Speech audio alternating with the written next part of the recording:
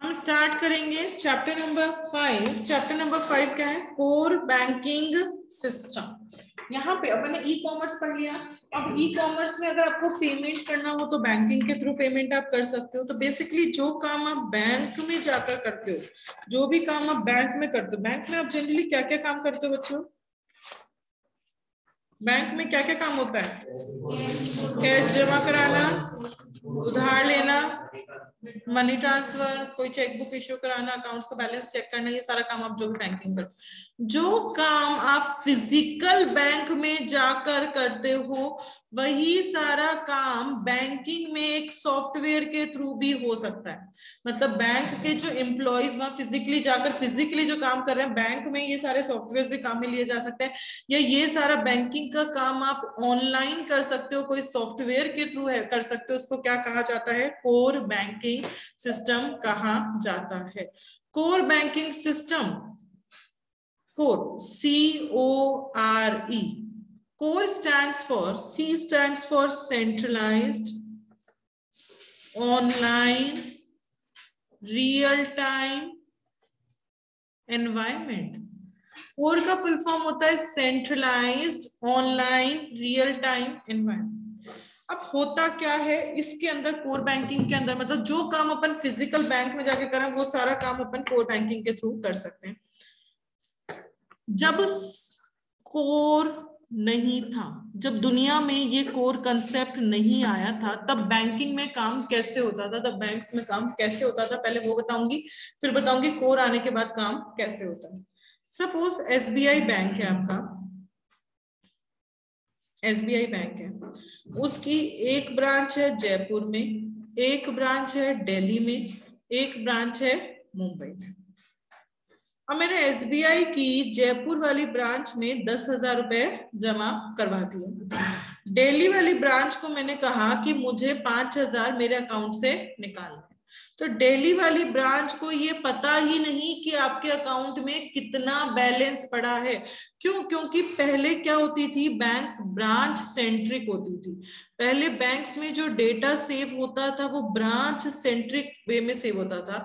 हर branch का खुद का डेटा होता था, किसी भी ब्रांच को दूसरी ब्रांच में क्या डेटा पड़ा है वो नहीं पता होता था। मतलब जो 10,000 मैंने जयपुर वाली ब्रांच में जमा कराया, अगर वो दिल्ली वाली ब्रांच से मुझे पैसा निकालना है तो मैं नहीं निकाल सकती, मुझे जयपुर वाली में निकालना पड़ेगा। अगर मुझे और पैसा जमा कराना है तो मुझे जयपुर वाली में ही कराना पड़ेगा, क्योंकि दिल्ली वाली को नहीं पता मेरे पास ऑलरेडी कितना बैलेंस मेरे अकाउंट में पड़ा है। तो पहले डेटा कैसे सेव होता था बच्चों? ब्रांच सेंट्रिक वे में डेटा सेव होता था। हर ब्रांच का खुद का डेटा होता था, किसी को कुछ भी नहीं पता कि आपके पास क्या है और आपके पास क्या नहीं है, कुछ भी नहीं पता होता था। अब वो कंसेप्ट आ गया आपका कोर का। कोर का मतलब है सेंट्रलाइज। सेंट्रलाइज मतलब सारी चीजें एक जगह पे इकट्ठी होंगी। Online, real time. Real time मतलब तुरंत तुरंत इफेक्ट होना। मैंने कहा 15,000 तो 15,000 तुरंत उसमें इंपैक्ट दिख रहा है।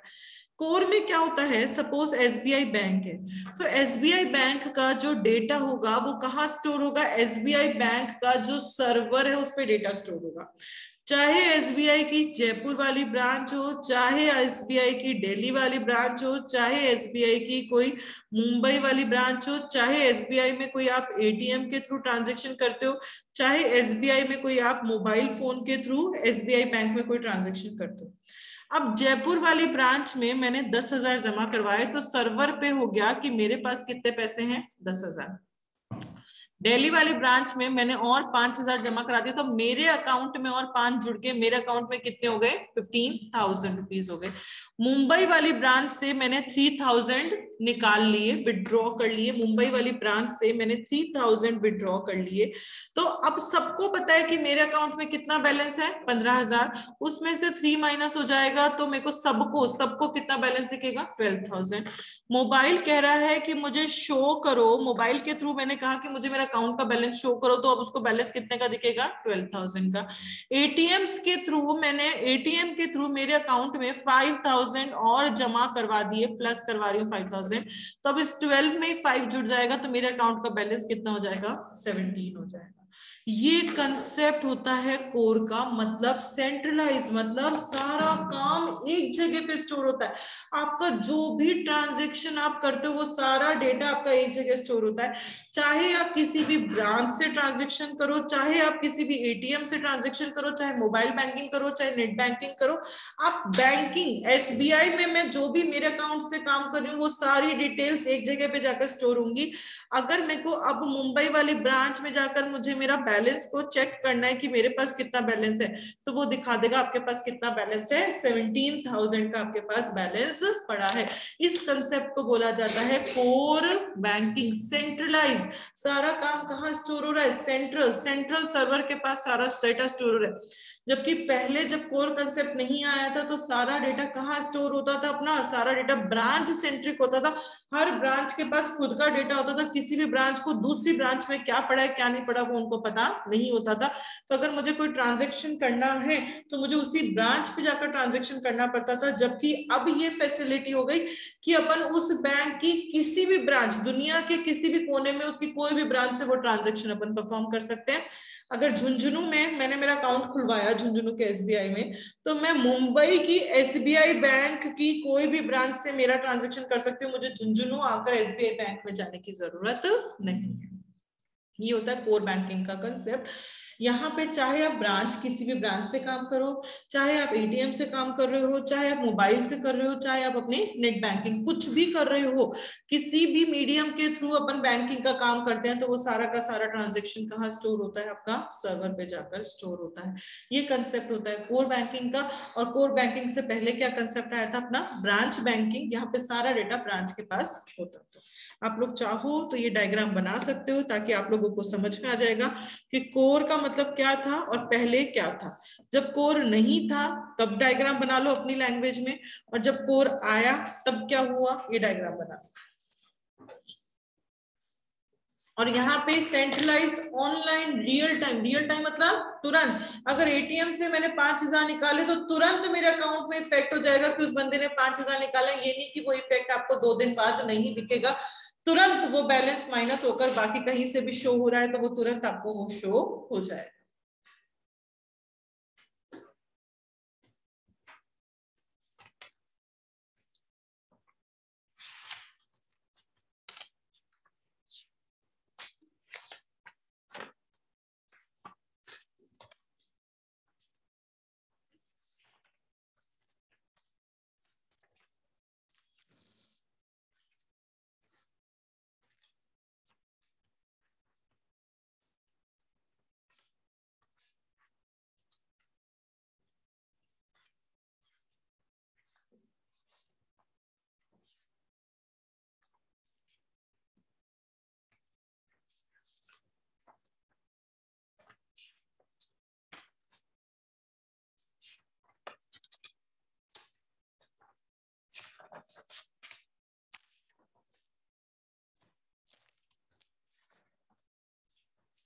बना लिया सबने?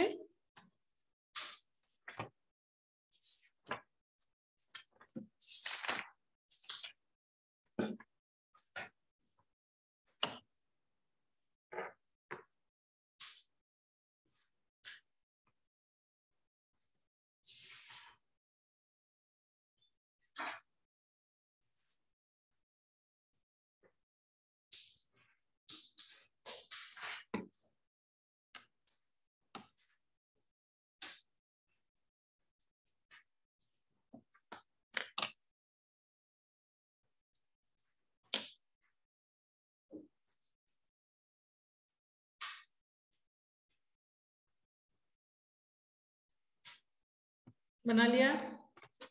चलो अब अपन इसके अंदर जो पहला टॉपिक पढ़ेंगे वो पढ़ेंगे page number 5.36, that is core business process relevant risk and control. Page number 5.36।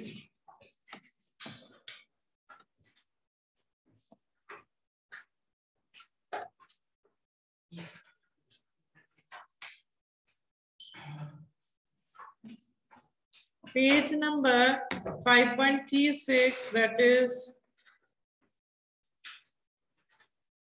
core business process relevant risk and control.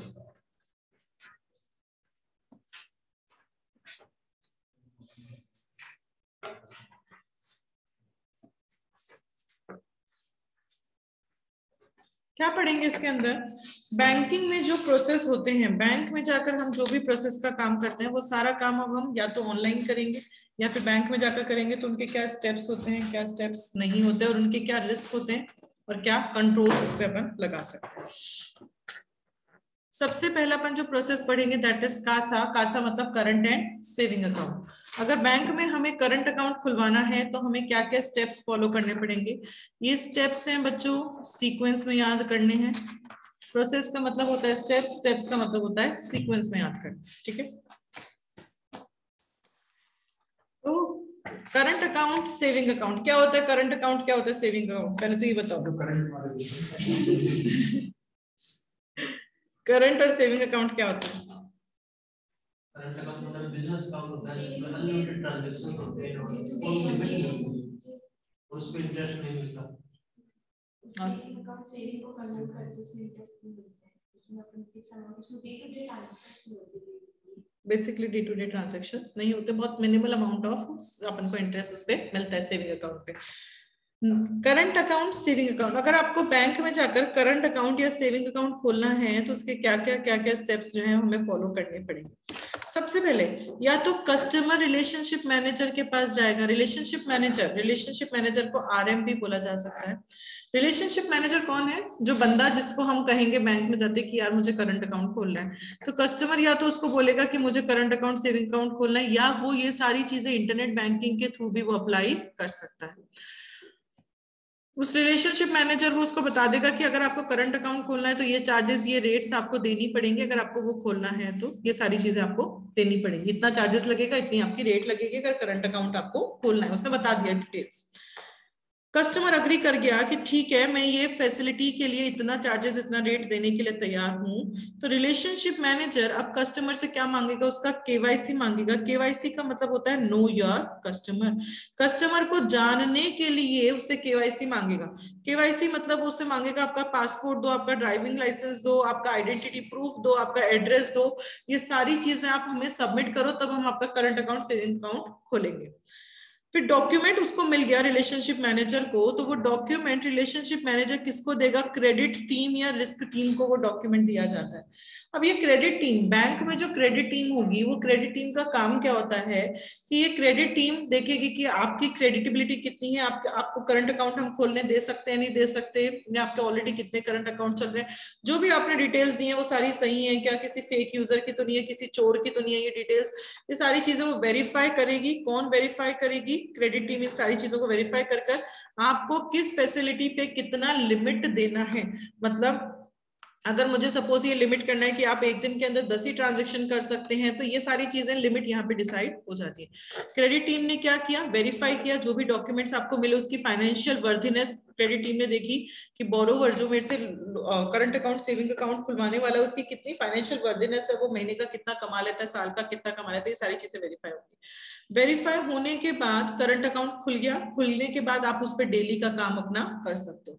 आप क्या क्या काम कर सकते हो? चेक डिपॉजिट कर सकते हो, विड्रॉ कर सकते हो, कैश जमा करवा सकते हो, कैश निकाल सकते हो,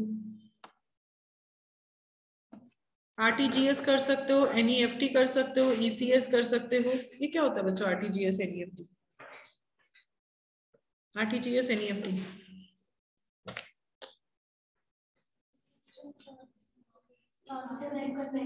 बैंक में जाकर एक जगह से दूसरी जगह पैसा ट्रांसफर करवाना है तुरंत, रियल बेसिस पे, तो वो रियल टाइम ग्रॉस सेटलमेंट या एनईएफटी होता है। एक में अमाउंट कम ट्रांसफर कर सकते हैं, एक में अमाउंट ज्यादा अमाउंट ट्रांसफर कर सकते हैं। ये सारी सर्विसेज अपन अवेल कर सकते हैं। ये स्टेप्स होते हैं आपके करंट अकाउंट और सेविंग अकाउंट खुलवाने के। तो पहला स्टेप क्या था कि या तो कस्टमर खुद जाएगा रिलेशनशिप मैनेजर के पास कि मुझे कासा खोलना है, या फिर वो उसको अप्रोच कर सकता है इंटरनेट बैंकिंग, मोबाइल बैंकिंग के थ्रू वो बोल सकता है मुझे ये ओपन करना है। रिलेशनशिप मैनेजर उसको बताएगा कि आपको ये सारे पैसे लगेंगे, ये चार्जेस लगेंगे, ये फीस लगेगी और आपको ये ओपन करना है। कस्टमर अग्री हो गया, ठीक है मेरे को ये सारे मैं देने के लिए तैयार हूँ, तो रिलेशनशिप मैनेजर उससे केवाईसी मांगेगा। केवाईसी का मतलब होता है नो योर कस्टमर। अपने कस्टमर को जानने के लिए उस कस्टमर का नाम, उसका एड्रेस, उसका आईडी प्रूफ, उसका पासपोर्ट, उसका ड्राइविंग लाइसेंस, उसका आधार नंबर, जो भी डिटेल्स उसको चाहिए उसका अकाउंट खोलने के लिए, वो सारी डिटेल्स वो केवाईसी में मांग लेगा। डॉक्यूमेंट आ गया। डॉक्यूमेंट रिलेशनशिप मैनेजर किसको देगा? क्रेडिट टीम या रिस्क टीम। क्रेडिट टीम का काम क्या होता है? क्रेडिट टीम का काम होता है कि वेरीफाई करना। क्रेडिट टीम का काम होता है कि आपकी फाइनेंशियल वर्दीनेस कितनी है वो क्रेडिट टीम चेक करेगी कि आप फाइनेंशियली कितने केपेबल हैं, आपको कौन सा अकाउंट खोलने दे सकते हैं और कौन सा नहीं दे सकते, आपकी कितनी लिमिट होगी। वेरीफाई करने के बाद वो सैंक्शन कर देगा और उसमें वो लिमिट बता देगा कि आप कितना लिमिट तक क्या काम कर सकते हैं, कितना पैसा जमा करा सकते हैं, कितना विड्रॉ कर सकते हैं, 1 दिन के अंदर, 1 महीने के अंदर, 10 दिन के अंदर, जो भी लिमिट्स है वो सारी लिमिट्स उसके अंदर मेंशन्ड होंगी। और सब लिमिट मिल गई, कस्टमर अग्री करता है सब चीजों के लिए, तो उसका अकाउंट खुल गया। खुलने के बाद वो ये सारी फैसिलिटीज को अवेल कर सकता है, जैसे कि चेक को जमा करवाना, चेक को निकालना, कैश जमा करवाना, कैश निकालना, आरटीजीएस, एनईएफटी और जो भी काम उसको करने हैं वो सारे काम अपन इसमें कर सकता है। Risk and controls of CASA process. Risk का मतलब क्या होता है बच्चों? दर्द, और कंट्रोल मतलब दर्द की दवा। तो क्या गलतियां हो सकती हैं जब करंट अकाउंट, सेविंग अकाउंट आप खोल रहे हो? कुछ गलतियां अपन अपने मन से भी लिख सकते हैं और कुछ यहाँ पे दिए वो भी पढ़ लेंगे। मन से लिखी हुई, सपोज उसने मेरे से केवाईसी मांगा और केवाईसी उसने क्रेडिट टीम को दिया ही नहीं वेरीफाई करने के लिए, ये रिस्क हो सकता है। अगर वो क्रेडिट टीम को नहीं दे रहा तो कंट्रोल क्या होना चाहिए? रिस्क ये है कि उसने केवाईसी क्रेडिट टीम को नहीं दिया वेरीफाई करने के लिए। कंट्रोल क्या होना चाहिए? कि क्रेडिट टीम को दो, हर एक डॉक्यूमेंट पहले क्रेडिट टीम के पास जाना चाहिए उसको वेरीफाई करने के लिए कि वो काम आप सही कर रहे हो या गलत कर रहे हो। एक रिस्क हो सकता है उसने केवाईसी मेरे से मांगा ही नहीं, उसने मेरे से बोला ही नहीं आप केवाईसी दो, डायरेक्टली वो मेरे को जानता है पर्सनली और उसने मेरा नाम का अकाउंट खोल दिया। तो बैंक को डर हो सकता है कोई भी मैं बैंक में नुकसान पहुंचा सकती हूँ, बैंक के पास मेरा कोई आईडी प्रूफ नहीं है। तो कंट्रोल क्या होगा? केवाईसी फॉर्म लो, सबसे लो, केवाईसी फॉर्म सबसे लेना चाहिए। तो ये 2 रिस्क आप लोग अपने मन से लिख सकते हैं, आप लोग अपनी बुक में भी चाहे तो लिख सकते हैं। ये दो रिस्क अपनी लैंग्वेज में लिख लो कि केवाईसी क्रेडिट टीम को नहीं दिया, ये रिस्क है। रिस्क मैं बता रही हूं तो कंट्रोल उसका उल्टा क्या हो जाता है? कंट्रोल। कि अगर ये डर है तो इससे बचने का आपका ये तरीका है। केवाईसी आप क्रेडिट टीम को नहीं दे रहे सैंक्शन करने के लिए, वेरीफाई करने के लिए, तो कंट्रोल क्या होगा कि हर एक केवाईसी पहले क्रेडिट टीम के पास जाना चाहिए वेरीफाई होने के लिए। सेकंड रिस्क क्या होता है? केवाईसी मांगा ही नहीं, कंट्रोल क्या हो जाएगा? सबसे केवाईसी लोगे फिर ही उनका कोई अकाउंट बैंक में ओपन होना चाहिए। बिना केवाईसी के बैंक में कोई भी अकाउंट आपका ओपन नहीं होना चाहिए। ठीक है, ये 2 तो रिस्क मैंने मन से बता दिए, 2 कंट्रोल्स बता दिए। और रिस्क क्या है? Credit line setup is unauthorised and not in line with the bank policy. आपने जो क्रेडिट लिमिट सेट की वो बैंक की पॉलिसी के अकॉर्डिंग सेट नहीं की। सपोज मेरी बैंक है, उसकी मेरी बैंक की पॉलिसी है कि अगर कोई मैन्युफैक्चरर है तो उसको मैं क्रेडिट जो है वो 10,000 तक का क्रेडिट दे सकती हूँ। एग्जाम्पल बता रही हूँ, अगर मैन्युफैक्चरर है। अगर वो कोई रिटेलर है तो उसको 5,000 तक का क्रेडिट दे सकती हूँ। अगर कोई जॉब वाला बंदा है तो उसको 4,000 तक का क्रेडिट दे सकती हूँ। ये मेरी बैंक की पॉलिसी है। पर मैंने इस पॉलिसी को बिना फॉलो किए मैंने आपको कोई भी क्रेडिट लिमिट असाइन कर दी। मैंने मैन्युफैक्चरर को कहा कि आप जो है वो आपकी क्रेडिट लिमिट 15,000 की हो गई। मैंने रिटेलर को कहा आपकी क्रेडिट लिमिट 3,000 की है। मैंने आपका जॉब वाले बंदे को कहा आपकी क्रेडिट लिमिट 5,000 की है। तो रिस्क ये हो सकता है कि जो बैंक की पॉलिसी है उसको बिना फॉलो किए आपने क्रेडिट लाइन सेटअप कर दिया। तो कंट्रोल क्या होगा? कंट्रोल क्या होगा? बैंक की पॉलिसी को ध्यान में रखते हुए ही हमेशा क्रेडिट लिमिट सेट करनी चाहिए, उसके अलावा क्रेडिट लिमिट सेट नहीं करनी चाहिए। तो कंट्रोल क्या है? Credit committee checks that financial ratio, net worth, risk factors its corresponding. Exactly याद करने की जरूरत नहीं है। Credit line offered and credit amount is in line with the credit risk policy. सिर्फ ये लाइन याद कर लो कि जो आप क्रेडिट दे रहे हो वो बैंक की क्रेडिट रिस्क पॉलिसी के अकॉर्डिंग आप क्रेडिट दोगे। बिना पॉलिसी को चेक किए आप क्रेडिट असाइन नहीं करोगे।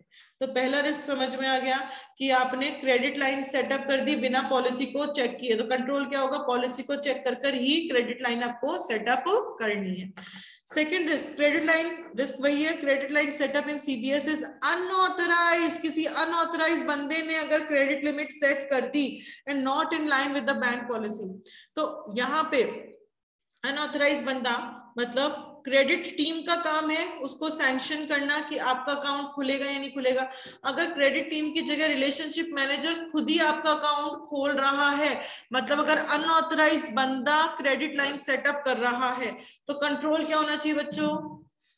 ऑथराइज बंदा ही क्रेडिट लिमिट सेट करेगा। ऑथराइज जो आपका बंदा रेस्ट्रिक्टेड टू ऑथराइज पर्सनल, जो ऑथराइज पर्सनल है, मतलब क्रेडिट टीम का अगर ये काम है तो क्रेडिट टीम ये काम करेगी और वहां पे एक्सेस राइट्स होने चाहिए। एक्सेस राइट्स को अपन बहुत डिटेल में ये पूरे EIS में पढ़ेंगे, अभी मैं बता देती हूँ। एक्सेस राइट्स मतलब आप किस चीज को एक्सेस कर सकते हो और आप किस चीज को एक्सेस नहीं कर सकते, वो बहुत डिफाइंड होना चाहिए।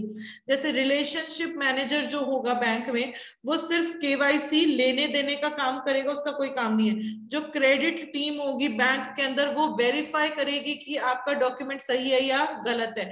और भी बहुत सारी टीम्स होती है, ऑपरेशन टीम होती है, जो एक लीगल वैल्यूएशन टीम होती है। लीगल वैल्यूएशन टीम का काम होता है कि चेक करना आपकी प्रॉपर्टी लीगल है क्या, उस पर कोई और किसी की नाम तो नहीं है ना, एंड सो ऑन। जैसे कि और हम एक्सेस राइट्स के एग्जांपल ले लें।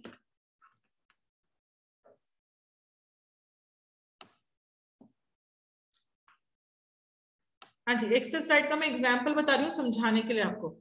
आपकी ICAI की वेबसाइट होती है, उसको आप स्टूडेंट्स एक्सेस कर सकते हो, कर सकते हैं। उसको ICAI के मेंबर एक्सेस कर सकता है, कर सकते हैं। उसी वेबसाइट को उसका ICAI का जो प्रेसिडेंट होगा वो एक्सेस कर सकता है, कर सकता है। ICAI की वेबसाइट को कोई स्टूडेंट भी एक्सेस कर पा रहा है, कोई मेंबर भी एक्सेस कर पा रहा है, कोई प्रेसिडेंट भी। अच्छा मुझे एक बात बताओ, जो प्रेसिडेंट एक्सेस कर सकता है वही सारी चीजें स्टूडेंट एक्सेस कर सकता है? नहीं। क्यों? क्योंकि स्टूडेंट के एक्सेस राइट्स डिफाइंड है, यहाँ डिफाइंड है कि स्टूडेंट सिर्फ स्टडी मटेरियल को देख सकता है, अगर उसके मार्क्स आ रहे हैं तो वो मार्क लिस्ट को देख सकता है, मेरे को किस सब्जेक्ट में कितने मार्क्स मिले, या कोई नया सब्जेक्ट में कोई नया मॉडिफिकेशन आया तो वो देख सकता है। स्टूडेंट के पास सिर्फ इतने एक्सेस राइट्स है, वो इतना ही देख सकता है। प्रेसिडेंट के पास एक्सेस राइट्स है कि वो और सारी, और स्टूडेंट सिर्फ खुद का डेटा देख सकता है, खुद की मार्कशीट देख सकता है, दूसरे की मार्कशीट नहीं देख सकता। तो यहाँ प्रेसिडेंट के पास राइट्स हैं कि वो सबकी मार्कशीट देख सकता है, प्रेसिडेंट चाहे तो किसी में कुछ भी चेंजेस भी वो कर सकता है। मेंबर के पास अपने अलग राइट्स होंगे।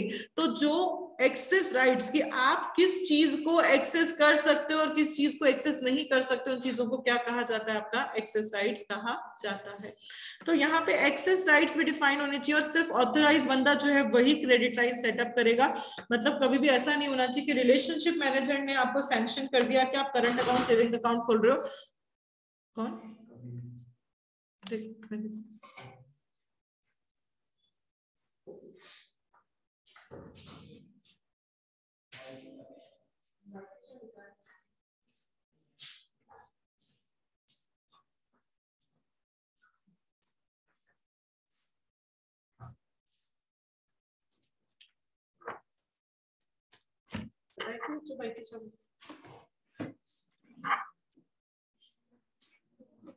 हो गई क्या? वो तो मैंने ढूंढ के दी थी।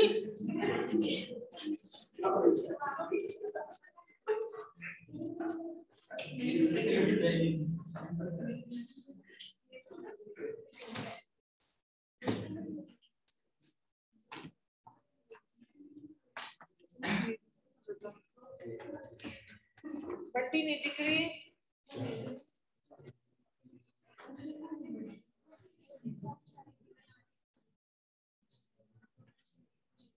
नहीं दिख रही बंटी, मुझे तो नहीं दिख रही, बाकी पूछ के भैया से। हाँ जी, तो अपन ने पहला रिस्क पढ़ा कि क्रेडिट लाइन सेटअप जो ये बैंक की पॉलिसी के अकॉर्डिंग नहीं हुई, तो कंट्रोल क्या होना चाहिए कि क्रेडिट लाइन सेटअप पॉलिसी के अकॉर्डिंग होना चाहिए।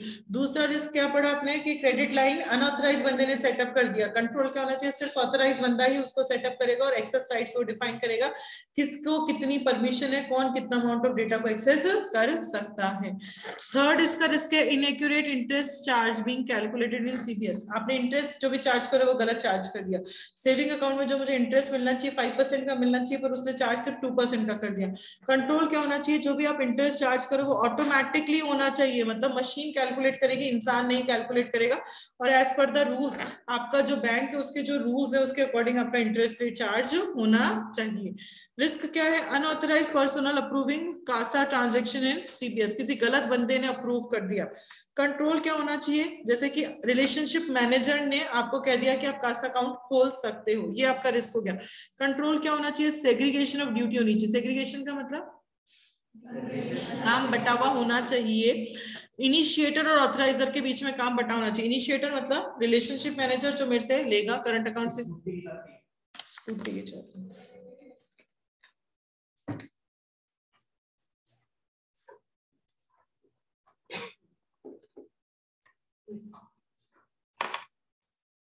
तो रिलेशनशिप मैनेजर तो सिर्फ लेगा आपसे, और क्रेडिट मैनेजर जो क्रेडिट रिस्क टीम है वो आपको वेरीफाई करेगी, सैंक्शन कर देगी। तो काम बटा हुआ होना चाहिए between the initiator and between the authoriser. और रिस्क अपन ने दो क्या पढ़े थे? केवाईसी लिया ही नहीं, दूसरा लिया पर क्रेडिट टीम को दिया ही नहीं, ये सारे रिस्क आपके हो सकते हैं। तो ये अपन ने पढ़ लिया process flow of CASA, current and saving account. Easy है। CBS core banking system centralised, CBSE है ये पूरा चैप्टर ही सीबीएस है, ठीक है। सब कुछ यहाँ पे एक जगह सर्वर पे स्टोर हो रहा है, वही वाला पढ़ रहे थे। नेक्स्ट अपन पढ़ेंगे business process flow of credit cards. Next आप पढ़ोगे process flow of credit cards. हाँ जी बच्चों, क्रेडिट कार्ड क्या होता है?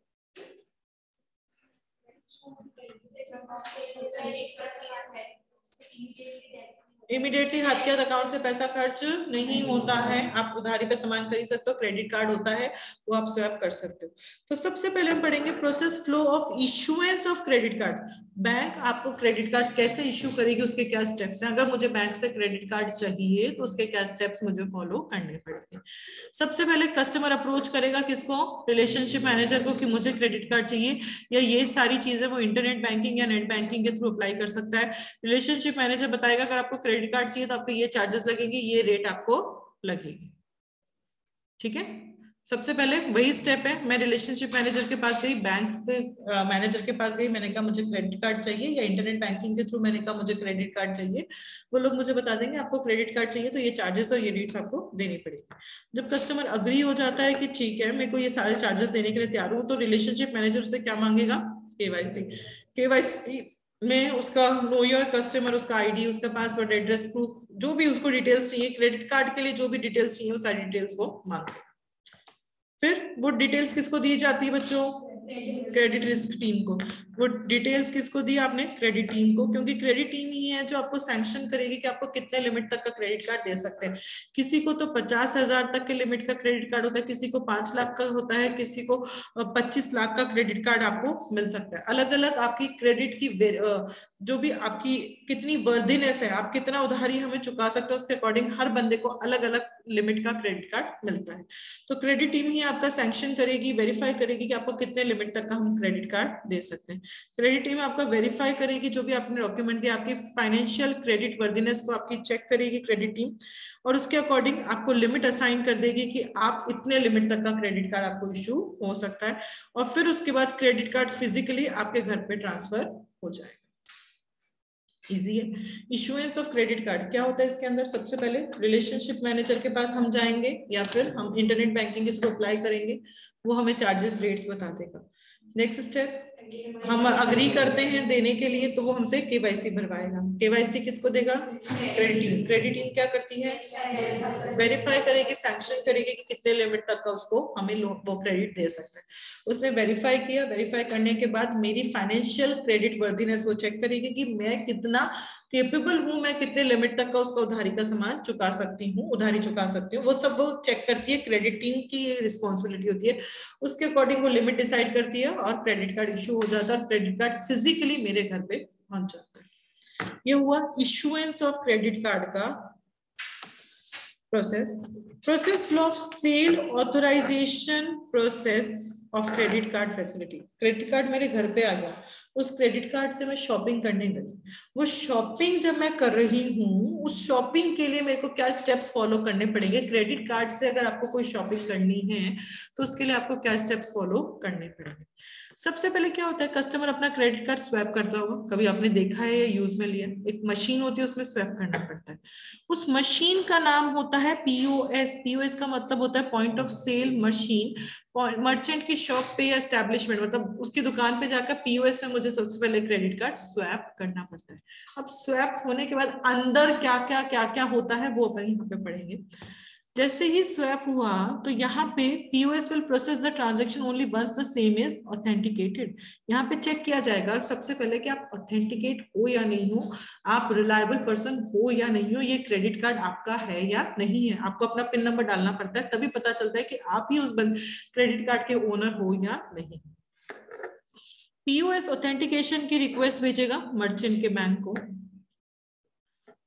मर्चेंट का बैंक ट्रांजैक्शन के ऑथेंटिकेशन की वेरिफिकेशन डिटेल्स भेजेगा क्रेडिट कार्ड नेटवर्क को। देखो होता क्या है, सबसे पहले कस्टमर आया, कस्टमर ने सामान खरीदा, क्रेडिट कार्ड से वो सामान खरीद रहा है 10,000 का, उसने अपना क्रेडिट कार्ड स्वैप किया POS मशीन के अंदर, ठीक है। अब ये POS मशीन ये बताएगी कि उसी टाइम पैसा तो नहीं कटता, पर POS मशीन ये बताएगी कि आप ही उसके ओनर हो या नहीं हो। एंड सेकंड चीज POS मशीन ये बताएगी कि आप 10,000 का उधारी का सामान खरीद सकते हो या नहीं खरीद सकते, आपकी इतनी लिमिट है क्या, आप ओवर द लिमिट तो सामान नहीं खरीद रहे। तो POS मशीन क्या करेगी, इस 10,000 के वेरीफाई करवाने के लिए इस 10,000 की ट्रांजेक्शन की डिटेल भेजेगी वो मर्चेंट के बैंक को।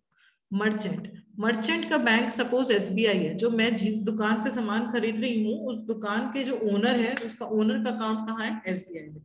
SBI में जाएगा कि ये कस्टमर 10,000 का सामान खरीद सकता है क्या। SBI बैंक वो डिटेल्स देगा to the credit card network. Credit card network को देगा कि कस्टमर नंबर ये है, कस्टमर ID ये है, उसका पिन नंबर ये है और वो 10,000 का सामान खरीदना चाहता है, क्या वो खरीद सकता है नहीं खरीद सकता। आपके क्रेडिट कार्ड नेटवर्क्स कौन से होते हैं, लाइक आपके मास्टर कार्ड, लाइक आपका वीजा, ये आपके क्रेडिट कार्ड नेटवर्क होते हैं। इन क्रेडिट कार्ड नेटवर्क में डिटेल्स होती है, कस्टमर A जो है उसका बैंक है HDFC, जहां से उसको क्रेडिट कार्ड इशू हुआ था, HDFC से उसको इशू हुआ था। तो क्रेडिट कार्ड नेटवर्क ये 10,000 की डिटेल्स भेजेगा टू द HDFC को कि आपका जो कस्टमर है A नाम का, जिसका पिन नंबर 1234 है, क्या वो 10,000 का क्रेडिट कार्ड से सामान खरीद सकता है, कि आपने उसको 10,000 की लिमिट दे दी है या नहीं दी है। HDFC का जो भी आंसर होगा यस या नो कि वो बंदा ऑथेंटिक है या नहीं है, वो यस या नो का आंसर HDFC किसको भेजेगा, क्रेडिट कार्ड नेटवर्क को। क्रेडिट कार्ड नेटवर्क उस यस या नो का आंसर किसको भेजेगा, मर्चेंट के बैंक को। मर्चेंट के बैंक से यस या नो का आंसर कहाँ पे आएगा, POS में फिर एक स्लिप जनरेट होती है, उसमें पता चल जाता है कि आप उतने की शॉपिंग कर सकते हो या नहीं कर सकते, आप ऑथराइज बंदे हो या नहीं। हमें नहीं पता चलता, with in a fraction of seconds ये सारा काम अंदर ही अंदर हो जाता है। तो ये सारे स्टेप्स आपके फॉलो किए जाते हैं। क्या स्टेप्स फॉलो किए जाते हैं कि अगर हमें कोई सेल करनी है, हमें कोई शॉपिंग करनी है क्रेडिट कार्ड से, तो सबसे पहले कस्टमर जाएगा POS में अपना स्वैप करेगा। POS में स्वैप करते POS मशीन का काम है कि चेक करना कि वो कस्टमर ऑथेंटिक मतलब रिलायबल, सही ऑथराइज बंदा है या नहीं है, और वो ट्रांजेक्शन उतने का कर सकता है या नहीं कर सकता। तो POS मशीन ट्रांजेक्शन की डिटेल्स और पर्सन की डिटेल्स किसको भेजेगी, मर्चेंट के बैंक को।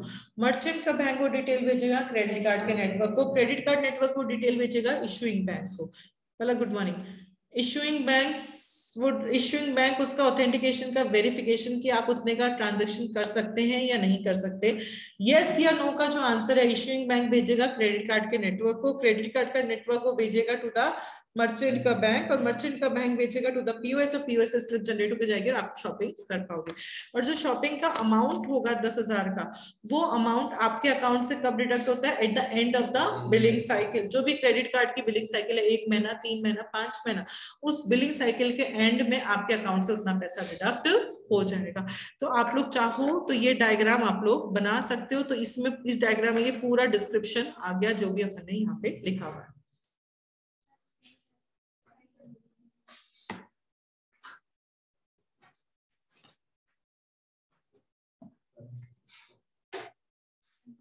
कस्टमर 10,000 का ट्रांजैक्शन कर रहा है, वो स्वैप करेगा POS में, POS भेजेगा मर्चेंट के बैंक को, मर्चेंट का बैंक SBI है, मर्चेंट का बैंक भेजेगा क्रेडिट कार्ड के नेटवर्क को, क्रेडिट कार्ड का नेटवर्क भेजेगा इशूइंग बैंक को जो HDFC है। इशूइंग बैंक अपना यस या नो का आंसर भेजेगा क्रेडिट कार्ड के नेटवर्क को, वो आंसर जाएगा मर्चेंट के बैंक के पास, वो आंसर जाएगा POS मशीन के पास।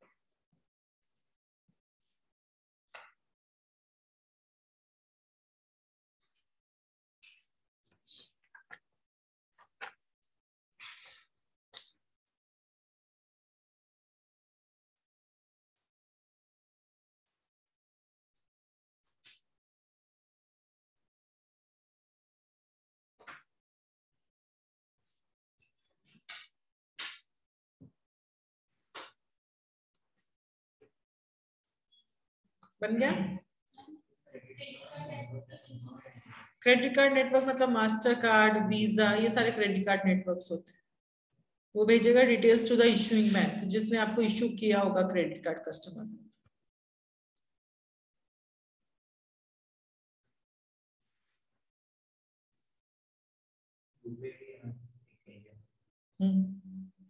लिखा है इसमें।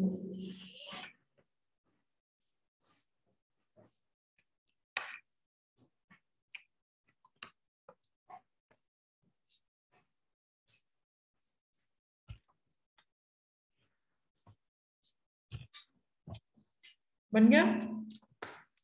ये स्टेप्स होते हैं जब हमें सेल खरीदना, कुछ खरीदना हो क्रेडिट कार्ड से, कुछ खरीदने के लिए ऑथराइजेशन कैसे चेक होता है, इन स्टेप्स के थ्रू सारा चेक होता है। और जो बिलिंग पैसा कटेगा वो कब कटेगा, end of the billing cycle पे। नेक्स्ट है क्रेडिट कार्ड के अंदर ही, that is process flow of clearing and settlement process of credit card facility. Clearing and settlement मतलब फाइनली पैसा कैसे कटता है, उसका स्टेप्स यहाँ पे बताए हैं।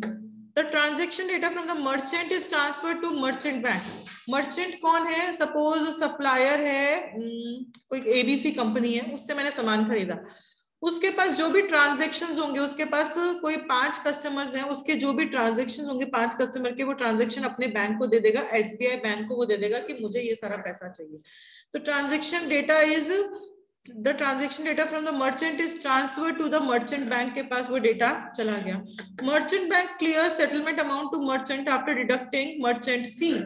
वो मर्चेंट बैंक क्या करेगा, उसको जितना पैसा देना उतना पैसा दे देगा, अपनी फीस चार्ज कर लेगा, हर ट्रांजेक्शन की जो भी उसकी फीस होनी है वो चार्ज करके उसके जो कस्टमर का जितना जितना पैसा मिलना था वो दे दिया। पर मर्चेंट बैंक खुद तो ना भुगतेगा वो सारा चीज है। Merchant bank in turn now provides the list of settlement transaction to credit card network. Merchant bank पूरी लिस्ट किसको देगा, लिस्ट देगा क्रेडिट कार्ड नेटवर्क को कि हमें इन कस्टमर से इतना इतना पैसा चार्ज करना है। क्रेडिट कार्ड नेटवर्क ये सारी लिस्ट दे देगा to the issuing bank. Person A जो कस्टमर था उसका इशूइंग बैंक था HDFC, बी का जो कस्टमर था उसका इशूइंग बैंक था SBI, सी का था कैनेडा बैंक। तो ये सारी डिटेल्स उस क्रेडिट कार्ड नेटवर्क ने लिस्ट किसको ट्रांसफर कर दी, इशूइंग बैंक को ट्रांसफर कर दी कि आपको ए वाले अकाउंट से इतना पैसा काट कर हमें देना है, बी वाले अकाउंट से SBI वाले को कह देगा कि बी के अकाउंट से इतना पैसा काट कर हमें देना है। Credit card issuing bank, this is the transaction made, clears the amount to the merchant bank but after deducting the interchange transaction fee। अब ये network credit card issuing bank क्या करेगा, उसको पैसा दे देगा। ए वाले से अगर 500 रुपए लेने थे तो ए वाले का 500 रुपए ए के अकाउंट से 500 रुपए माइनस करेगा और मर्चेंट के अकाउंट में, मर्चेंट के बैंक में वो 500 रुपए डाल देगा। HDFC ए वाले के अकाउंट से 500 रुपए माइनस करेगा और SBI में वो 500 रुपए वो दे देगा आफ्टर डिडक्टिंग हिज इंटरचेंज फी, जो भी क्रेडिट कार्ड ट्रांजैक्शन की जो फीस होती है वो फीस काटने के बाद। At the end of the billing cycle credit card company charges the customer credit card account with those transaction in CBS। जो भी ट्रांजैक्शंस हो रहे हैं उसके लिए, हर के लिए आपकी बिलिंग साइकिल पे एंड पे ये सारा कैलकुलेशन किया जाता है। तो कैलकुलेशन कैसे किया जाएगा, मर्चेंट बोलेगा अपने बैंक को कि मुझे इतना पैसा चाहिए, क्रेडिट कार्ड जो जिन्होंने भी क्रेडिट कार्ड से शॉपिंग की, मर्चेंट का बैंक उसके अकाउंट में उतना पैसा डाल देगा अपनी फीस डिडक्ट करने के बाद, हर ट्रांजैक्शन की जो फीस है डिडक्ट करने के बाद। और मर्चेंट के बैंक के पास वो पैसा आएगा कहां से, मर्चेंट का बैंक वो लिस्ट देगा to the credit card network, credit card network वो लिस्ट ट्रांसफर करेगा टू द इशूइंग बैंक्स, अलग अलग कस्टमर के अलग अलग इशूइंग बैंक्स है, सबको वो लिस्ट दे देगा। इशूइंग बैंक्स का काम क्या होता है, उसके अकाउंट से, अपने कस्टमर के अकाउंट से उतना पैसा माइनस कर वो पैसा मर्चेंट के बैंक में देना। पर उस काम के लिए वो बैंक क्या करेगा, आपसे इंटरचेंज फीस जो भी है वो अपनी चार्ज करेगा, वो डिडक्ट करने के बाद आपके अकाउंट से पैसा माइनस करेगा, उसके बैंक में वो पैसा प्लस कर देगा। ये सारा काम बिलिंग साइकिल के एंड में किया जाता है। तो आपके अकाउंट से पे होती है बेटा, कस्टमर के भी, और जो सेलर है उसके अकाउंट से भी चार्ज करेगा बैंक। सेलर के अकाउंट से क्यों करेगा, सेलर के अकाउंट से नहीं होता क्या, जो स्वैप करता है उसके अकाउंट से तो होगा ही होगा। पर आजकल तो बैंक्स लोग ये कहते हैं हम कोई इंटरचेंज फीस चार्ज नहीं करेंगे, फिर भी हमसे क्रेडिट कार्ड ले लो, फिर वो बाद में वो बहुत सारे बेनिफिट्स बताते हैं, पर बाद में आते आते तक कोई ना कोई आपको फीस मतलब कहीं ना कहीं चार्ज देनी ही पड़ती है। बट आजकल ये सारी फीस इतनी ज्यादा डिडक्ट नहीं होती कि हर ट्रांजेक्शन की आपको फीस देनी ही पड़े। ठीक है, समझ में आ गया? समझ में आ गया। तो क्रेडिट कार्ड में अपन ने 3 स्टेप्स पढ़ लिए। पहला स्टेप क्या पढ़ा? इशू। इशू के लिए क्या करेंगे? Relationship manager. अब अपन सबसे पहले जाएंगे रिलेशनशिप मैनेजर के पास या फिर इंटरनेट बैंकिंग के थ्रू बोलेंगे मुझे क्रेडिट कार्ड चाहिए, वो मुझे बताएगा आपको ये रेट्स देनी पड़ेगी, क्रेडिट कार्ड चाहिए। तो मैं कहूंगी ठीक है। ठीक है, तो फिर क्या होगा? वो मेरे से केवाईसी मांगेगा। वो केवाईसी में वो सारी डिटेल्स होंगी, मेरा passport, driving licence, address proof, सारी चीजें होंगी, जो भी उसको क्रेडिट कार्ड इशू करने के लिए जो भी डिटेल्स चाहिए वो सारी चीजें उसके में होंगी। फिर काम क्या होगा?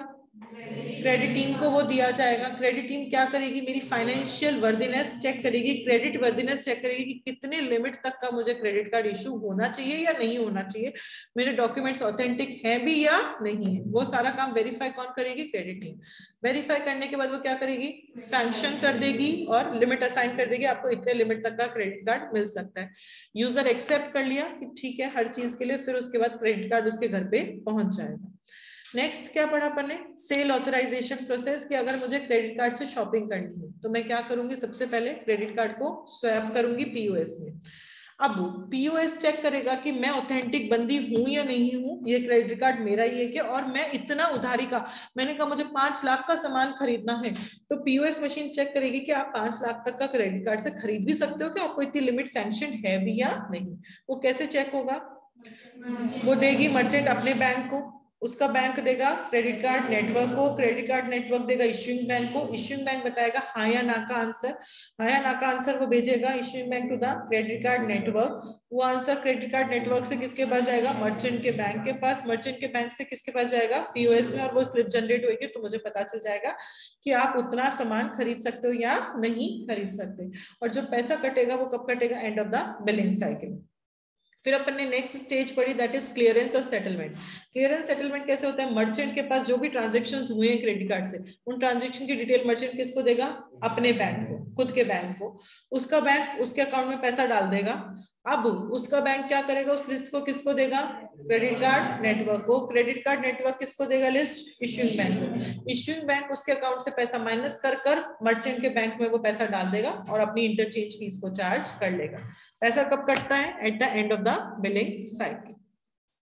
समझ में आ गया? बुक में जो डायग्राम बना है वो करने की जरूरत नहीं है क्रेडिट कार्ड के लिए। समझ में आए तो कर लेना, नहीं समझ में आए तो मत करना, कोई जरूरी नहीं है। तो क्रेडिट कार्ड के क्या रिस्क और क्या कंट्रोल्स हो सकते हैं?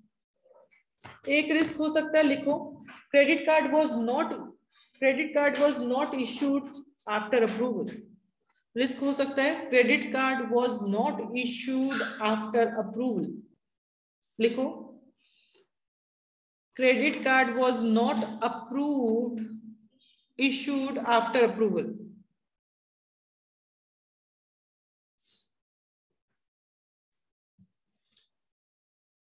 एक रिस्क हो सकता है wrong account got debited. Wrong account got debited.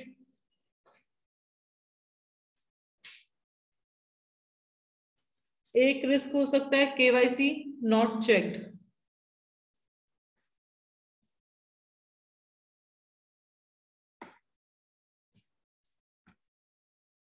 तो क्या क्या रिस्क अपन ने पढ़े और पढ़ेंगे? अपन ने रिस्क पढ़ा कि अप्रूवल मिल गया मुझे कि आपको क्रेडिट कार्ड सैंक्शन हो जाएगा, बट मुझे इशू ही नहीं हुआ, मेरे घर पे कभी क्रेडिट कार्ड पहुंचा ही नहीं। तो कंट्रोल क्या होगा? अगर अप्रूव हो रहा है तो उसको इशू भी होना चाहिए, इशू आपके घर तक पहुंचना चाहिए। सेकेंड रिस्क क्या है? केवाईसी आपने चेक ही नहीं किया। चेक ही नहीं किया तो क्या पता उस बंदे की कोई क्रेडिट वर्दीनेस नहीं हो, वो बंदा कमा रहा है 5,000 पर उसको क्रेडिट कार्ड मैंने दे दिया 5 लाख का, ऐसा भी हो सकता है। तो कंट्रोल क्या हो जाएगा? केवाईसी को हमेशा चेक करना चाहिए। नेक्स्ट क्या है? Wrong account got debited. A में से पैसा कटना चाहिए और कट गया बी में से। कंट्रोल क्या होगा? प्रॉपर्ली वेरीफाई कर उसी के अकाउंट से पैसा कटना चाहिए। और रिस्क और कंट्रोल क्या है? पहला रिस्क वही है जो अपन ने कासा में पढ़ा था, credit line setup is unauthorised and not in line with the bank policy. Unauthorised है तो आप जब भी क्रेडिट लाइन सेटअप करो तो वो according to the bank policy के अकॉर्डिंग सेटअप होनी चाहिए। आपने क्रेडिट लिमिट सेट की पर बैंक की पॉलिसी के अकॉर्डिंग नहीं की, कंट्रोल क्या है, बैंक की पॉलिसी के अकॉर्डिंग सेटअप करो। सेकंड रिस्क क्या है, किसी अनऑथराइज बंदे ने क्रेडिट लिमिट को सेट कर दिया तो कंट्रोल क्या होगा, ऑथराइज बंदा और एक्सेस राइट्स वो बताएगा और सिर्फ ऑथराइज बंदा ही क्रेडिट लिमिट को सेटअप कर सकता है। और क्या रिस्क है इसके, credit line setup can be breach, break हो गई, मतलब आप रिस्क हो सकता है कि मैंने 5 लाख की क्रेडिट लिमिट दे रखी थी और किसी ने फिर भी उस क्रेडिट कार्ड से 10 लाख का सामान खरीद लिया। मैंने लिमिट आपको दी थी कि आप इस क्रेडिट कार्ड से 5 लाख तक का सामान खरीद सकते हो, फिर भी किसी बंदे ने उस क्रेडिट कार्ड से कितने का सामान खरीद लिया, 10 लाख तक का सामान खरीद लिया। तो इसकी कंट्रोल क्या होगा, transaction can not be made if the aggregate limit of outstanding amount exceeds the credit limit. आप ट्रांजेक्शन नहीं कर सकते, वो परमिशन नहीं देगा आपको। अगर आपने एक्सीड लिमिट से ज्यादा का ट्रांजेक्शन कर दिया है तो आपको कभी भी परमिशन नहीं मिलेगी। तो बुक में जरा सा लिख लो 5 to 10 कि लिमिट थी 5 की, खरीद लिया 10 का, लिमिट थी 5 की, खरीद लिया 10 का, तो आपको वो करने नहीं देगा, ट्रांजैक्शन ही कंप्लीट नहीं करने देगा, ये कंट्रोल होना चाहिए। नेक्स्ट इसका इनएक्यूरेट इंटरेस्ट चार्ज हो गया, गलत इंटरेस्ट चार्ज हो गया। क्रेडिट कार्ड पे इंटरेस्ट, हर ट्रांजैक्शन की फीस कटनी चाहिए थी 2% और हर ट्रांजैक्शन की फीस कटने लगे 5%, ये आपका हो सकता है। तो इंटरेस्ट जो भी आपका चार्ज हो रहा है वो ऑटोमेटिक होना चाहिए, मशीन करेगी, मशीन चार्ज करेगी, ना कि आप खुद उसको चार्ज करेंगे। मैनुअली नहीं होना चाहिए, सब कुछ ऑटोमेटेड होना चाहिए। समझ में आ गए। तो क्या क्या रिस्क पड़े अपन ने क्रेडिट कार्ड के, केवाईसी को चेक नहीं किया, कंट्रोल केवाईसी को चेक करो, रॉन्ग अकाउंट डेबिट, कंट्रोल सही अकाउंट को डेबिट करो, अप्रूव हो गया, इश्यू नहीं हुआ, कंट्रोल अप्रूव हुआ है तो इश्यू भी करो। और रिस्क, बैंक की पॉलिसी के अकॉर्डिंग लिमिट सेट नहीं की, पॉलिसी के अकॉर्डिंग लिमिट सेट करो। अनऑथराइज बंदे ने सेट कर दिया, सिर्फ ऑथराइज बंदा सेट करेगा और एक्सेस राइट डिफाइन करेगा। इंटरेस्ट गलत चार्ज कर दिया, इंटरेस्ट सही चार्ज होना चाहिए और ऑटोमेटिक चार्ज होना चाहिए एज पर द मास्टर्स, जो भी मास्टर्स में लिखा। अभी मास्टर्स क्या होते हैं ये भी अपन डिटेल में बाद में पढ़ेंगे, तो मास्टर्स में लिखा है उसके according automatic interest rate charge होनी चाहिए। और लिमिट बीच कर दी, लिमिट थी 5 लाख की और 10 लाख का किसी ने सामान खरीदा तो कंट्रोल क्या होगा, वो ट्रांजैक्शन कंप्लीट होना ही नहीं चाहिए। अगर लिमिट ब्रीच हो गई तो उस कस्टमर को कह देंगे कि आपकी लिमिट ब्रीच हो चुकी है, आप ट्रांजैक्शन नहीं कर सकते। तो अपन ने 2 चीजों के बिजनेस प्रोसेस फ्लो पढ़ लिया, एक तो कासा का और एक क्रेडिट कार्ड का। नेक्स्ट अपन पढ़ेंगे business process flow of mortgage. Mortgage का मतलब गिरवी रखकर, सिक्योरिटी देकर उसको जब कोई लोन लिया जाता है। जनरली अपन कोई लोन लेने जाते हैं बैंक से तो बैंक बोलता है कि मुझे क्या पता आप मुझे लोन चुका पाओगे नहीं चुका पाओगे, तो आपको कुछ ना कुछ गिरवी रखना पड़ेगा। तो कभी तो हम हमारे घर के पेपर गिरवी रखते हैं, कभी दुकान के पेपर गिरवी रखते हैं, कभी कोई गाड़ी गिरवी रखते हैं। तो जो हम गिरवी रखकर फिर लोन लेते हैं, अगर मैं गिरवी 10 लाख का रख रही हूँ तो मुझे लोन कितने का मिलेगा बच्चों, 10 से कम या 10 से ज्यादा, 10 से कम, हमेशा 10 से कम का लोन मिलेगा। आप जितने वैल्यू का जो सामान गिरवी रखते हो बैंक उससे कम वैल्यू का लोन सैंक्शन करता है, कभी भी उससे ज्यादा का नहीं। कि अगर बाई चांस आप बैंक को लोन नहीं चुका पाए तो बैंक उस प्रॉपर्टी को बेचकर अपना अधिकार जमा सकता है, अपना पैसा रिकवर कर सकता है। तो मोर्टगेज लोन, मोर्टगेज मतलब गिरवी रखकर जब जो लोन लिया जाता है, तो मोर्टगेज लोन बैंक के लिए एक सिक्योर्ड लोन है जिसमें उसकी प्रॉपर्टी को गिरवी रखा जाता है, प्रॉपर्टी को गिरवी रखा जाता है, कोलेट्रल रखा जाता है। कोलेट्रल का मतलब गिरवी रखना, जो प्रॉपर्टी को आप गिरवी रख रहे हो उस प्रॉपर्टी का नाम क्या होता है, कोलेट्रल प्रॉपर्टी होता है। अगर आप वो नहीं चुका पाए तो उस प्रॉपर्टी पे सबसे पहला अधिकार किसका होता है, बैंक का होता है। ये होता है mortgage loan. Types of mortgage loan, आप किस किस तरीके के लोन बैंक से उधार में ले सकते हो। होम लोन, घर बनाने के लिए लोन ले सकते हो, बैंक से ले सकते हैं। बैंक या तो फिक्स्ड वेरिएबल रेट चार्ज करेगा या तो फिक्स्ड या variable rate of interest charge करेगा। एक होती है fixed rate of interest, fix rate of interest, मैंने कहा मैं 10 साल के लिए लोन ले रही हूं, तो बैंक ने कहा हर बार आपका कितना रेट ऑफ इंटरेस्ट लगेगा, 8%। अब चाहे मार्केट में रेट ऑफ इंटरेस्ट बढ़े चाहे कम हो, बैंक आपसे 8% पे ही चार्ज लेगा। तो मुझे उसमें नुकसान भी है तो फायदा भी है। नुकसान क्या है, अगर कम हो गई रेट ऑफ इंटरेस्ट तो भी मुझे 8 का देना है। फायदा क्या है, अगर ज्यादा हो गई तो भी मुझे कितना देना है, 8 देना है। एक वेरिएबल रेट ऑफ इंटरेस्ट होती है कि बैंक ने कहा कि शुरू के 2 साल तो 8% लूंगा और बाकी के आने वाले सालों में जो मार्केट रेट चल रही होगी उसके अकॉर्डिंग मैं आपसे इंटरेस्ट रेट चार्ज करूंगा। तो वेरिएबल की आपकी इंटरेस्ट रेट जो है वो चेंज होती रहती है। तो होम लोन आप ले सकते हो फिक्स रेट ऑफ इंटरेस्ट पे या वेरिएबल रेट ऑफ इंटरेस्ट पे आप होम लोन ले सकते हो। टॉपअप लोन, टॉपअप लोन क्या होता है, एक लोन ले रखा है उसके ऊपर एक और लोन लेना। आपको पिज्जा खाते हो उस पर एक्स्ट्रा टॉपिंग्स डलवाते हो कि उस पर चीज डली हुई है और एक्स्ट्रा टॉपिंग्स डाल दो और एक्स्ट्रा चीज डाल दो उसके ऊपर, तो ऑलरेडी चीज के ऊपर एक और चीज डलवाना, उसको क्या कहते हैं, टॉपअप, उसके ऊपर एक और लेना। तो कस्टमर के पास एक लोन है, फिर भी कस्टमर दूसरे लोन के लिए अप्लाई कर रहा है कि उसको रिनोवेशन करना है या रिफर्बिशमेंट करना है, कुछ ठीक करना है, तो एक लोन पे दूसरा लोन लेना, उसको क्या कहते हैं, टॉपअप लोन। एक और लोन हो सकता है that is loan for under construction property. जैसे बड़ी बड़ी बिल्डिंग्स बनती है, मुंबई में कोई बड़ी बिल्डिंग बन रही है, उसमें कोई 100 फ्लैट है, बड़ी प्रॉपर्टी बन रही है, बड़ी बिल्डिंग बन रही है, उसमें 100 फ्लैट है। अब 100 फ्लैट के लिए उसको खर्चा होगा 50 करोड़ का खर्चा होगा। अगर बैंक से सब सारी बिल्डिंग्स लोन के बेसिस पे बनती है तो बैंक लोन कभी 50 करोड़ का एक साथ नहीं देता। बैंक कहता है आपका जितना पार्ट कंप्लीट होता जाए उतने पार्ट के लिए लोन लेते जाओ। बैंक ने कहा मैं पहले 5 फ्लोर के लिए आपको लोन दे रही हूँ, 5 फ्लोर, पहले 5 फ्लोर पे आप जितने भी जो भी बनाना चाहते हो उसके लिए बैंक ने लोन दे दिया, तो बैंक ने 5 करोड़ का लोन दे दिया।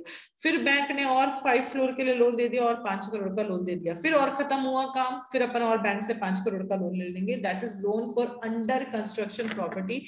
यहाँ पे क्या होता है, लोन जो है वो पार्ट्स में मिलता है, जैसे जैसे आपका कंस्ट्रक्शन प्लान है उसके अकॉर्डिंग पार्ट्स में लोन मिलता है, कभी भी पूरा अमाउंट का लोन बैंक एक साथ आपको सैंक्शन नहीं करती।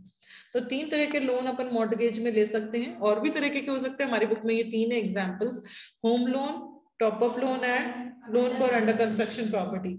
होम लोन के लिए फिक्स रेट ऑफ इंटरेस्ट भी हो सकता है और वेरिएबल रेट ऑफ इंटरेस्ट भी हो सकता है। टॉपअप मतलब एक चल रहा है उसके ऊपर आप दूसरा लोन ले रहे हो, उसको क्या कहते हैं, top up loan. And loan for under construction property, under construction property मतलब यहाँ पार्ट्स में लोन मिलेगा एज पर द जो भी आपका कंस्ट्रक्शन प्लान है, आपको कभी भी एक साथ पूरा लोन नहीं मिलेगा।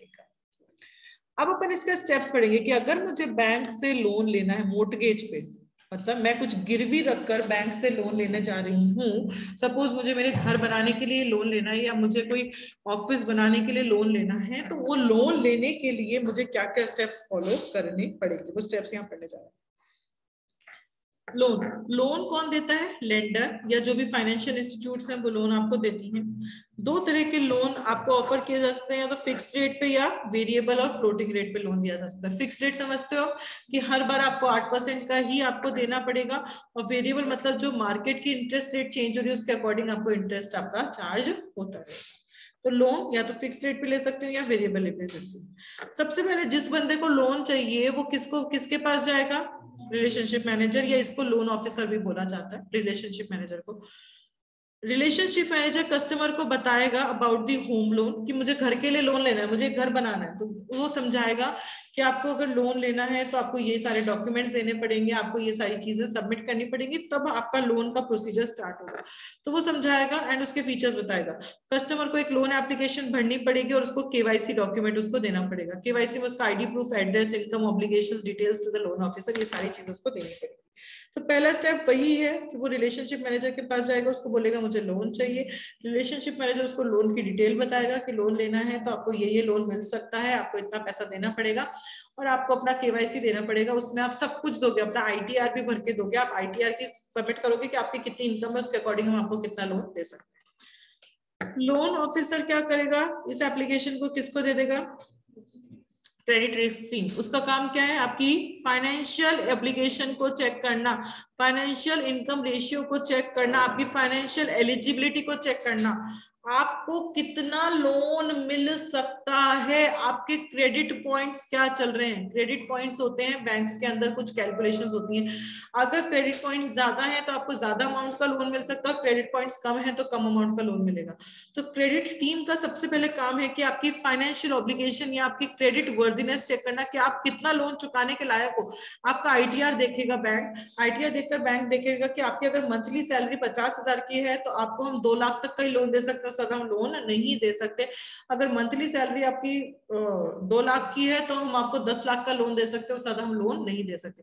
तो आपकी फाइनेंशियल एलिजिबिलिटी चेक की जाती है कि उस पर डिसाइड किया जाता है हम आपको कितना लोन हम आपको दे सकते हैं। फाइनेंशियल एलिजिबिलिटी चेक कैसे होगी कि जो क्रेडिट स्कोर है, credit score according to the credit information bureau limited CIBIL rating, ये आपसे एमसीक्यू में पूछा जा सकता है। CIBIL का फुल फॉर्म क्या होता है? तो CIBIL का फुल फॉर्म होता है credit information bureau India limited. तो ये एक ब्यूरो है जहां पे आपकी क्रेडिट रेटिंग डिसाइड होती है कि आपकी इतनी इनकम है तो आपको इतना क्रेडिट मिलेगा, आपकी इतनी इनकम है तो इतना क्रेडिट मिलेगा। उस क्रेडिट रेटिंग को देखते हुए आपकी फाइनेंशियल वर्दीनेस चेक करी जाती है कि आपको कितने अमाउंट का लोन सैंक्शन किया जा सकता है, नहीं किया जा सकता, और किस रेट पे हम आपको लोन ऑफर करेंगे, ये सारी चीजें यहाँ पे डिसाइड करी जाती है। The financial eligibility determine होगी तो then along with the customer document the details are sent to the underwriting team for approval।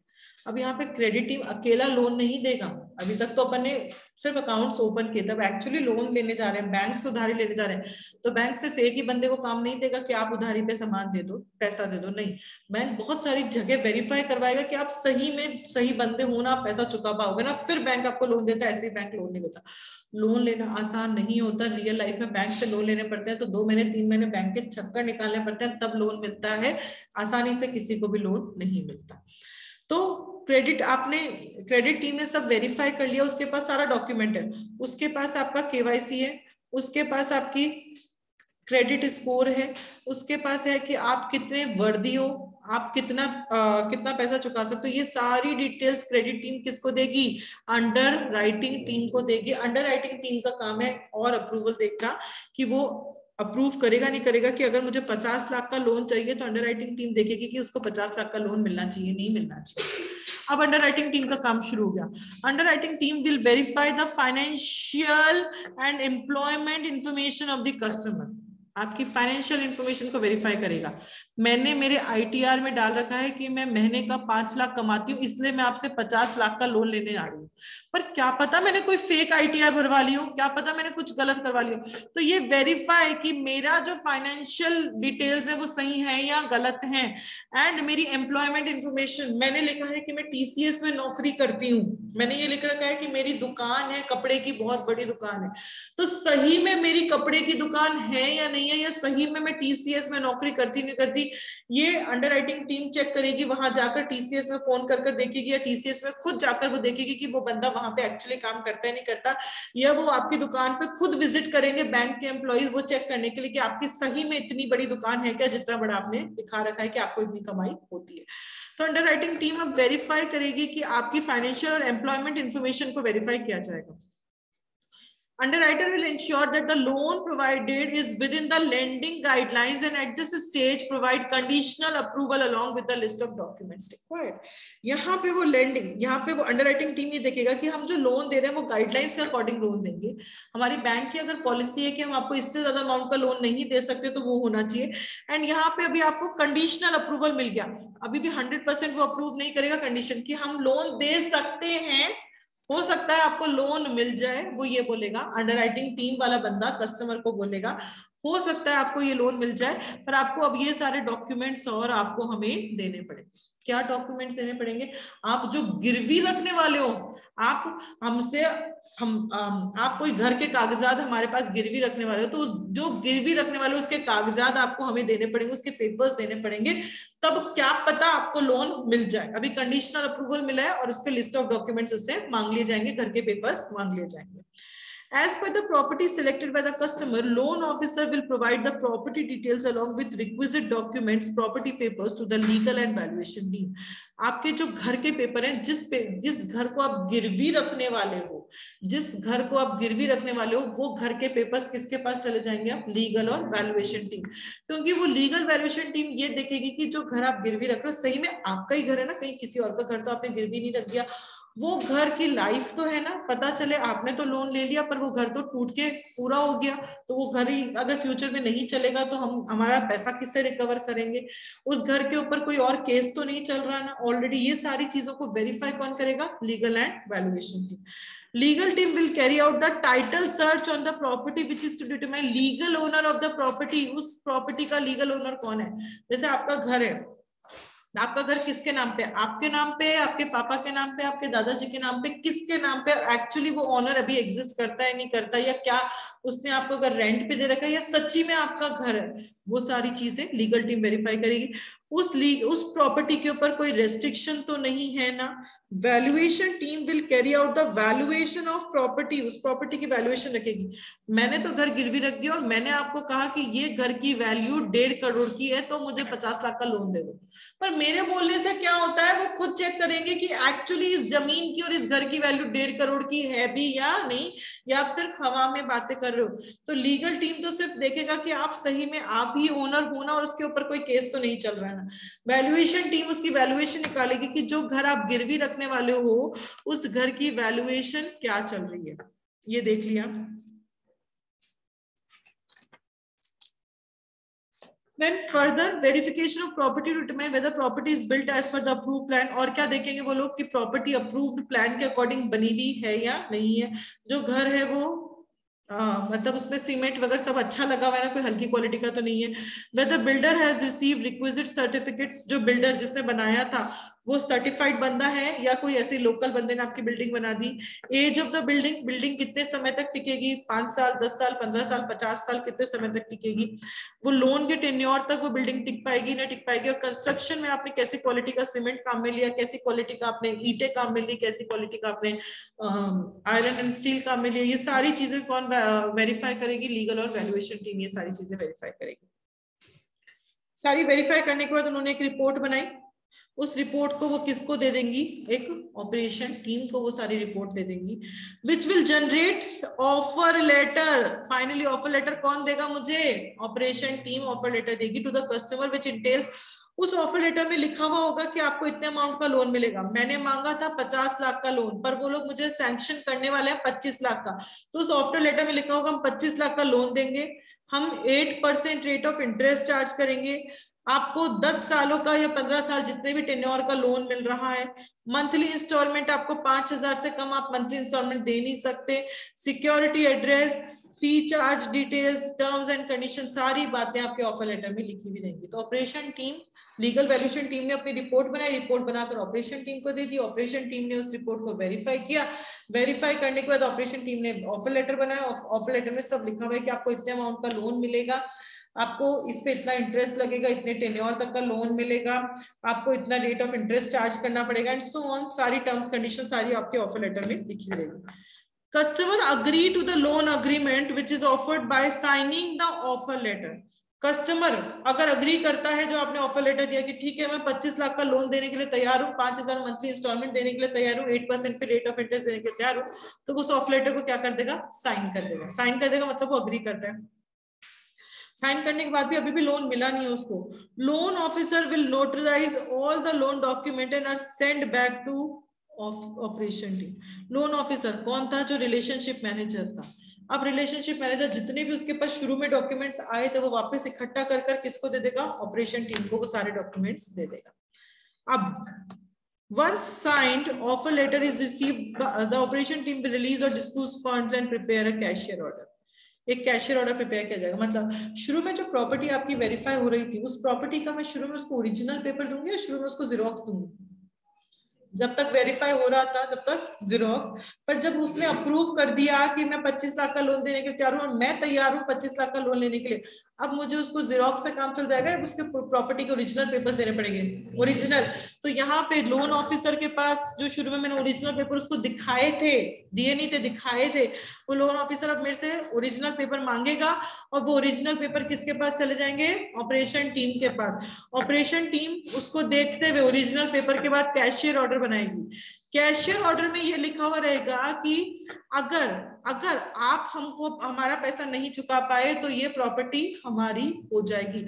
उसमें प्रॉपर्टी के ओरिजिनल पेपर्स होंगे और आपका साइन होगा कि अगर आप बैंक को पैसा नहीं चुका पाए तो सबसे पहला उस ओरिजिनल प्रॉपर्टी पे अधिकार किसका होता है? बैंक का होगा। आपने इस चीज को साइन कर दिया, अग्री कर दिया आपने, फिर आपको लोन मिल गया। Post disbursement of loan, disbursement मतलब डिस्ट्रीब्यूशन, आपको लोन मिलने के बाद आप बैंक से ये सारी सर्विसेज ले सकते हैं, या तो बैंक की ब्रांच में जाकर या ऑनलाइन के थ्रू आप बैंक से ये सारी सर्विसेज ले सकते हैं। लोन मिल चुका है, अब मैं क्या क्या कर सकती हूँ? इंटरेस्ट रेट को मेरे को चेंज करवाना है तो मैं बैंक से करवा सकती हूँ। मुझे मंथली इंस्टॉलमेंट में चेंज करना है, 8,000 की जगह मुझे 10,000 मंथली इंस्टॉलमेंट देना है तो मैं कर सकती हूँ। Pre payment of loan amount, मुझे एक साथ पूरा लोन का अमाउंट पैसा पूरा देना है, 25 लाख मुझे एक साथ आपको पूरे के पूरे पे करने हैं, मैं महीने महीने नहीं देना चाहती, मैं कर सकती हूँ। फोरक्लोजर ऑफ लोन, लोन को मुझे हमेशा के लिए बंद करना है तो मैं वो भी करवा सकती हूँ। तो ये सारे काम आप कर सकते हो। तो ये क्या पढ़ा अपन ने? ये अपन ने पढ़ा प्रोसेस ऑफ मोर्टगेज लोन। क्या स्टेप से बहुत डिटेल में बताया गया यहाँ पे। सबसे पहले जिस भी बंदे को लोन चाहिए वो किसके पास जाएगा? रिलेशनशिप मैनेजर, या उसी का नाम क्या होता है? लोन ऑफिसर होता है। उसके पास जाएगा, उसको बोलेगा मुझे लोन चाहिए। रिलेशनशिप मैनेजर उसको क्या समझाएगा? टर्म्स एंड कंडीशंस, कि अगर आप ये लोन लेते हो तो आपको ये रेट इंटरेस्ट लगेगा, ये सब समझाएगा होम लोन के बारे में। और उससे रेलेवेंट डॉक्यूमेंट्स मांग लेगा, दैट इज केवाईसी। केवाईसी का रिलेशनशिप मैनेजर खुद देखेगा, अच्छा सारे डॉक्यूमेंट आ गए ना, फिर वो केवाईसी को किसको दे देगा? Credit team, risk team. अब क्रेडिट टीम का काम शुरू होता है। क्रेडिट टीम क्या करेगी? आपकी फाइनेंशियल वर्दीनेस, आपकी फाइनेंशियल एलिजिबिलिटी को चेक करेगी ऑन द बेसिस ऑफ आपकी क्रेडिट रेटिंग्स।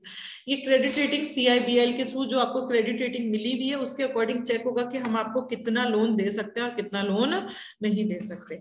ये सब चेक होने के बाद क्रेडिट टीम जो उसके पास डॉक्यूमेंट्स थे, जो भी पेपर्स थे, वो किसको दे देगी? अंडरराइटिंग टीम को। क्रेडिट टीम के से कहां चला गया? Underwriting team. अंडरराइटिंग टीम का काम क्या होता है कि वेरीफाई करना आपकी जो फाइनेंशियल इंफॉर्मेशन आपने दी और जो एम्प्लॉयमेंट इंफॉर्मेशन दी वो सही है या गलत।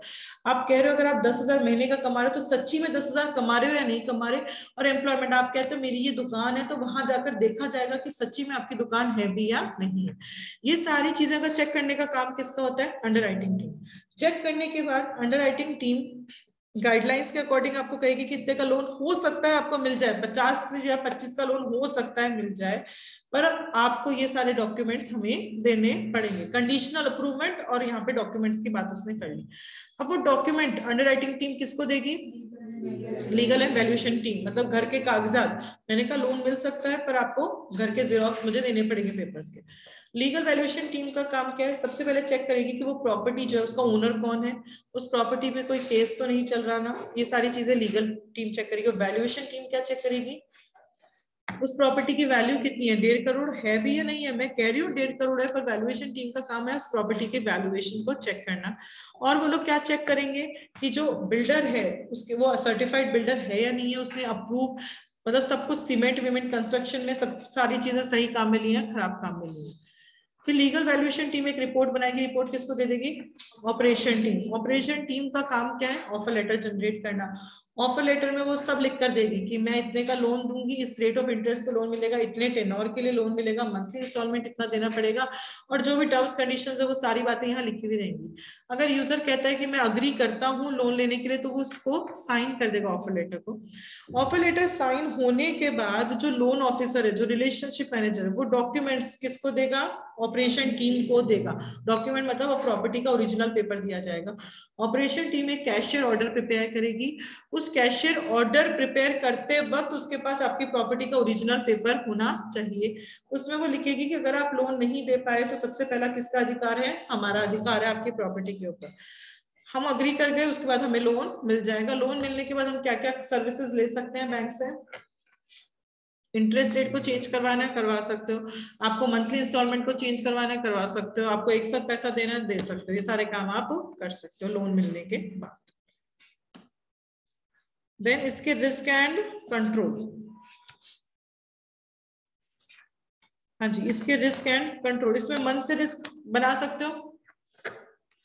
केवाईसी उसने चेक नहीं किया, आपकी जो क्रेडिबिलिटी है वो गलत चेक हो गई, या क्रेडिट टीम ने आपकी क्रेडिट रेटिंग्स के अकॉर्डिंग क्रेडिबिलिटी नहीं निकाली, फाइनेंशियल वर्दीनेस नहीं निकाली।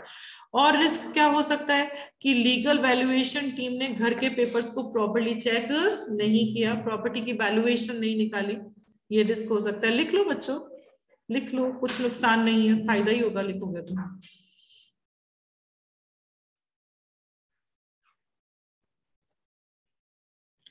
केवाईसी नहीं लिया, क्रेडिट रेटिंग्स के अकॉर्डिंग क्रेडिट चेक नहीं हुआ, लीगल वैल्यूएशन टीम ने घर का वैल्यूएशन नहीं किया,